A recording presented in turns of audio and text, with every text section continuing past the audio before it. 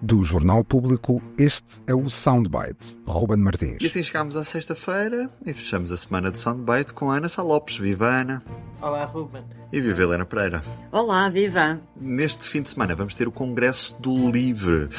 E Rui Tavares já falou, neste caso a Rádio Observador, do programa sobre escuta. Vamos ouvir em excerto Rui Tavares. Admite não excluir, exclui não admitir. Podemos tentar todas as permutações de verbos, mas não. É só que o Rui não exclui, só isso. Se podia excluir-se agora. Não, mas isso já que era título, ia dar aulas, ia escrever livros e dizia, não, já não estou para isto. Eu, felizmente, consigo fazer as duas coisas. Andar e mascar amendoim ao mesmo tempo. E tenho escrito uns livros, agora não é com a cadência, se calhar, que eu Eu gosto. só estou a dizer que podia, se quisesse não continuar no Parlamento no fim deste mandato, podia já ter tomado essa decisão. Não era assim tão bizarro. Acho que alguém que decide deixar de ser co-porta-voz, precisamente nas condições em que os diz, que é, não há uma derrota política, não há um escândalo, não ando zangado com a vida, não nada disso. Basicamente, o que eu acho é que observo a situação política do meu país, como os meus camaradas certamente farão, como as outras pessoas, que aliás de fora podem participar, e depois tomam a decisão. Ana Sá Lopes, este congresso marca, de certa maneira, uma transição também no livro. Rui Tavares deixa de assumir o papel quase de figura principal no partido, mas não exclui vir a ser ele o candidato do partido a primeiro-ministro. Então como é que ficamos? Não é assim tão surpreendente. Para já, Rui Tavares de facto deixa o cargo de porta-voz, ou co-porta-voz, como é a verdadeira designação do cargo de Rui Tavares, porque Isabel Mendes Lopes é a outra porta-voz, mas é evidente que o partido gira à volta de Rui Tavares e sempre girou. Portanto, Rui Tavares sai desta função de porta-voz, mas fica na direção, fica encarregue da estratégia do partido. Portanto, Rui Tavares vai continuar a mandar muito no livro, que não haja qualquer ilusão sobre isso. Toda aquela ideia, o livro tem muito aquela ideia de que funciona como é muito transversal, de que não é como os outros partidos, mas não é verdade. Rui Tavares tem um peso dentro do livro que não se compara a qualquer nenhuma outra pessoa. Portanto, vai abandonar o abandono desta primeira fila, mas eu para já estou a ficar à espera do quanto é que durar. Quanto é que tempo é que vai durar este abandono? Porque uma coisa e também que tipo de abandono é que é, não é, Ana? Porque uma coisa é um abandono é que nunca mais o vemos a falar, a tomar palavra, sei lá, nos debates quinzenais, esse tipo de coisa. E outra coisa é um abandono presente, não é? Em que eu falamos, acho que em que aparecemos. vai ser um abandono presente, Ruben, vai ser. Ele vai continuar na direção, tem pelouros importantes na direção, é a figura mais conhecida do partido, a figura que tem mais credibilidade do partido, o partido cresceu em torno dele, a figura dele é uma figura que se confunde com a figura do partido. Não sendo um partido unipessoal, funciona um bocado como fosse. Mesmo aos olhos da opinião pública, as pessoas é o partido do Rui Tavares, assim como é o partido do André Ventura. Temos que reconhecer que o LIVRE, que tem bons quadros, mas nenhum dos quadros do LIVRE conseguiu ultrapassar em imagem pública, em interesse público, em credibilidade junto ao eleitorado de Rui Tavares.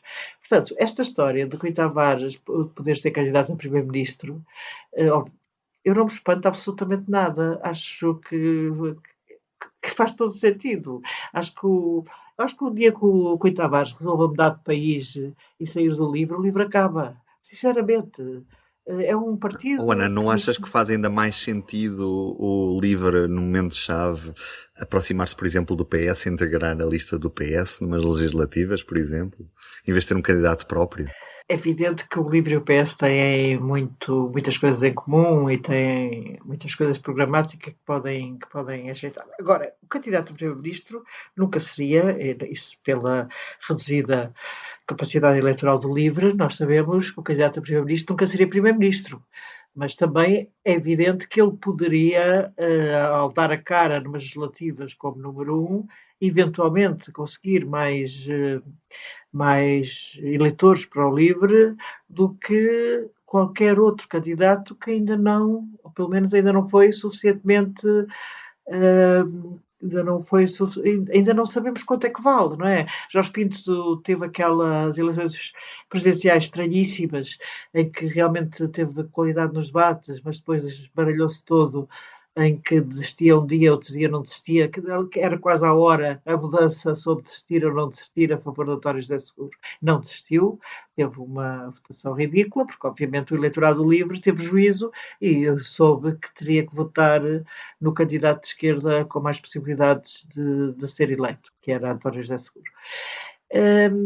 Eu acho que não sei se esta mudança de pôr Jorge Pinto a porta-voz vai fazer crescer Jorge Pinto, mas eu penso que o LIVRE vai continuar a ser o partido de Rui Tavares, que ele controla, como já vimos em várias ocasiões. Mas se me dizes se era melhor o PS ir a votos em coligação com o LIVRE, como foi agora nas autárquicas, do que depois, se conseguir ganhar as autárquicas, fazer uma coligação com o LIVRE, acho que depende muito do momento político. Nós vivemos num momento muito complexo do ponto de vista político, não sabemos se há mais eleitorado que pode votar o LIVRE se ele não for coligado com o PS, e que depois, aliás, acontecia com o PSD e com o CDS, muitas vezes aconteceu isso, o PSD e o CDS concorreram separados, montes de anos, aliás, só quando estiveram no governo é que depois concorreram juntos, menos no governo de Santana Lopes, a seguir, porque quando estavam na oposição concorriam sempre separados. Eu acho que não imagino agora uma coligação PS-LIVRE, que houve muito nas autárquicas, mas não parece que seja, e até eles recusam, não é? Deixa-me perguntar à Helena, o LIVRE pode ser um partido para além de Rui Tavares, ou seja, pode ser mais do que Rui Tavares? Não conseguirá, respondo de outra maneira, não conseguirá crescer sem Rui Tavares, não tenho dúvidas disso. E realmente desde que Rui Tavares anunciou que saía de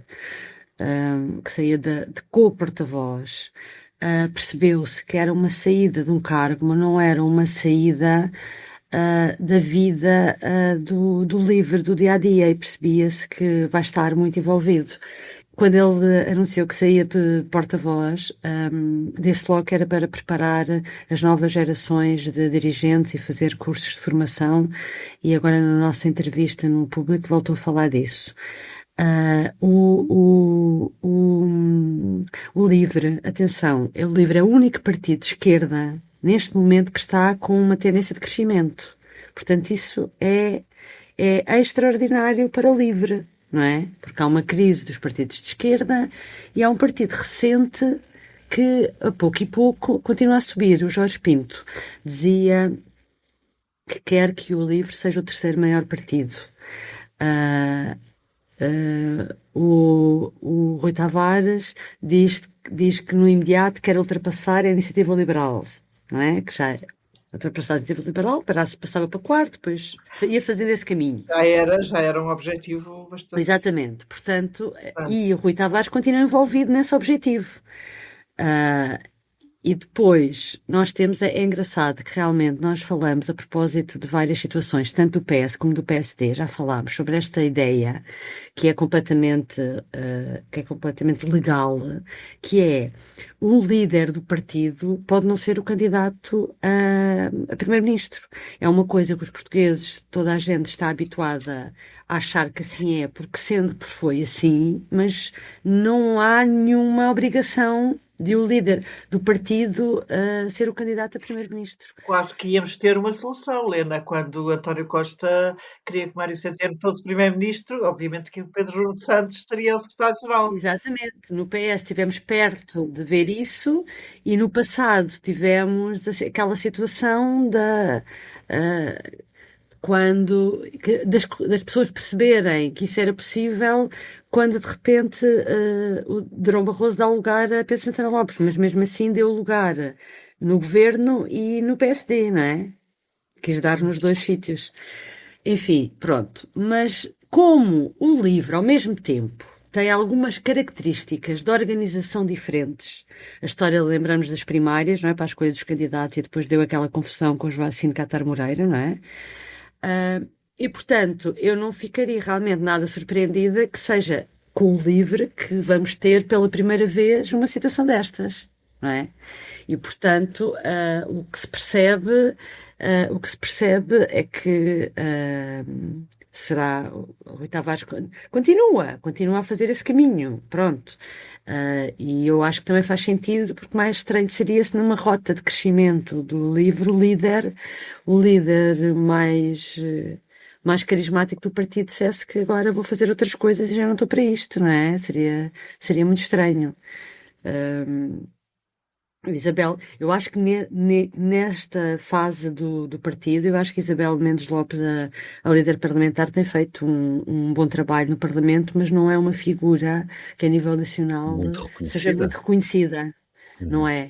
Ela já vem de Lisboa, ela já começou-se a destacar na Assembleia Municipal de Lisboa, passou para o Parlamento, mas acho que tem algumas dificuldades.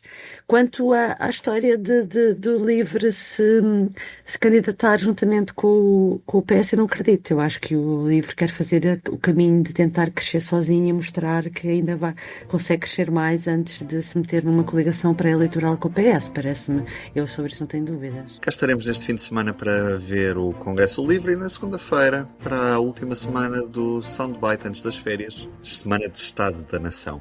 Um beijinho, até segunda-feira. Um beijinho até segunda. O Soundbites é um programa de Ana Sá Lopes, Helena Pereira e Ruben Martins. A música original é de Ana Marques Maia. Siga o podcast na sua aplicação preferida para não perder os novos episódios. O público fica no ouvido.